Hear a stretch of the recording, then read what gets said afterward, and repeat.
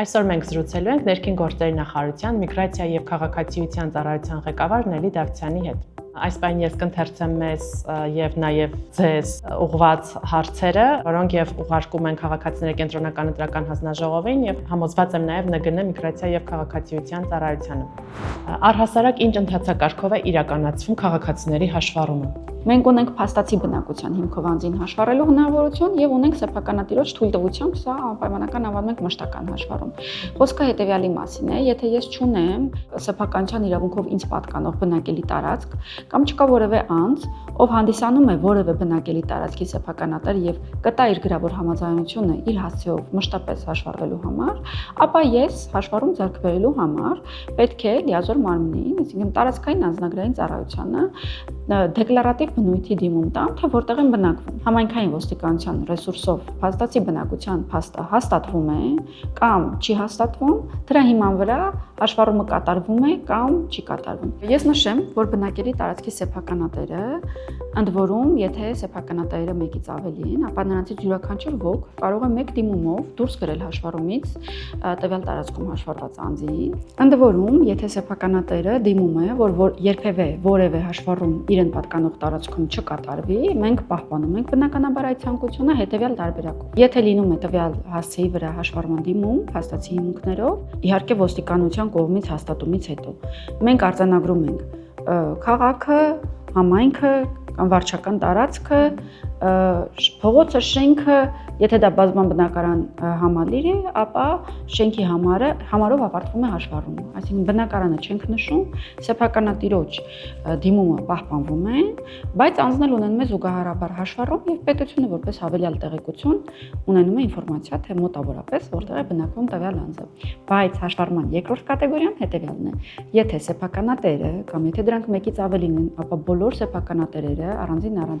համաձայնություն են տալիս այս կամ այն անձին իրենց հասցեով հաշվառելու համար, ապա ոստիկանությունը փաստացի բնակությունը չի ստուգում, դա տվյալ պարագայում կարևոր չէ, հաշվառումը տեղի ունենում ավելի արագ։ Կարող է լինել նման իրավիճակ, որ քաղաքացու բնակարանում հաշվառված լինի իրեն անծանոթ անձ։ Նման իրավիճակ հնարավոր է հետևյալ սցենարում, եթե բնակարանը ձեռք է բերվել եւ չի ստուգվել, թե ով կա հաշվառված այդ բնակարանում։ Եվ այդ ստուգումը կարող է լինել տասնյակ տարիներ անց, երբևէ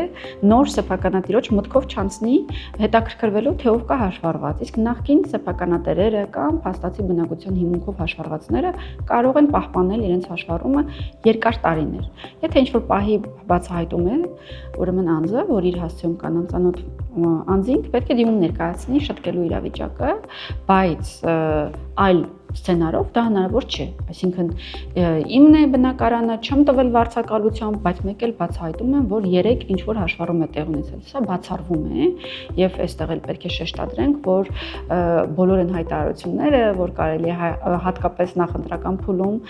սոցիալական մեդիայում հանդիպել, որ ինչպես է ստացվում, որ իմ տան վրա ես բացահայտեցի դիցուկ 12 անձի հաշվառում, այստեղ պետք է ուղղակիորեն ֆիքսել, որ դրանք հին հաշվառումներ են։ Վերջին շրջանում, երբ որ անձը տիրապետում է իր գույքին եւ տեղյակ է, որ որևէ հաշվառում պետք է չլիներ, բարձով չի տվել բնակարանը, որևէ այլ անձ չի բնակվել այդտեղ, չէր կարող ոստիկանությունը արձանագրել երրորդ անձի բնակություն, հաշվառում հնարավոր չի, որ իրականացված լինի։ Ես նաեւ հուշեմ մեր քաղաքացիներին, որ կենտրոնական ընտրական հանձնաժողովի կայքում Elections.am հարթակում տարին 2 անգամ թարմացված հրապարակվում է ընտրողների ռեգիստրը։ Հունիսի 1-ի դրությամբ եւ նոյեմբերի 1-ի դրությամբ, այսինքն վերջին տվյալները, որ հիմա հասանելի են նոյեմբերին են, եւ յուրաքանչյուր անձ, յուրաքանչյուր պահի հնարավորություն ունի այդ ստուգումը կատարելու անպայման չէ մոտենալ անձահաստատող փաստաթղթով ներկայանալ ուրեմն անձնագրային ծառայություն եւ այդ ինֆորմացիան ամբողջ տարին հասանելի է ցանկացած պահի այդ ստուգումը կարելի է իրականացնել ավելին նախնական ցուցակները հրապարակել որը նախատեսված է քվեարկության օրվան նախորդող 41-րդ օրը դա է իմաստն այն է որ անձինք նախապես ստուգեն արդյոք անճշտություններ կան իրենց վերաբերելի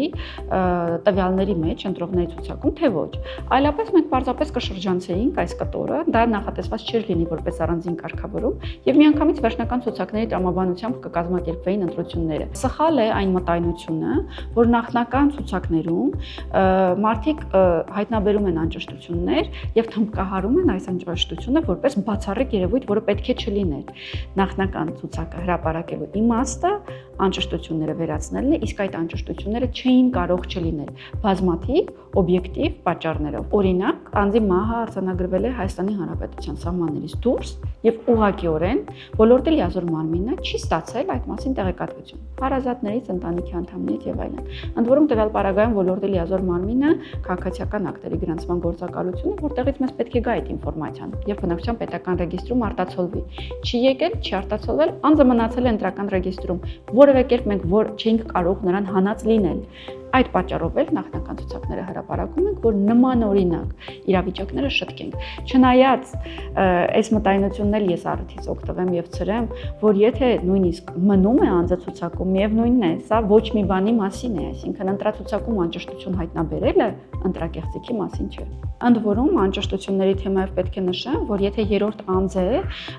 ահազանգում անճշտության վերաբերյալ, որը անմիջականորեն եւ ուղղակիորեն իրեն չի վերաբերում, միևնույնն է, այդ դիմումը ընդհանրակավորվում է եւ մեծ եկած ահազանգը մենք ստուգում ենք, եթե իսկապես կա անճշտություն, ապա այն վերածվում է երրորդ անձի հաղորդման հիման վրա։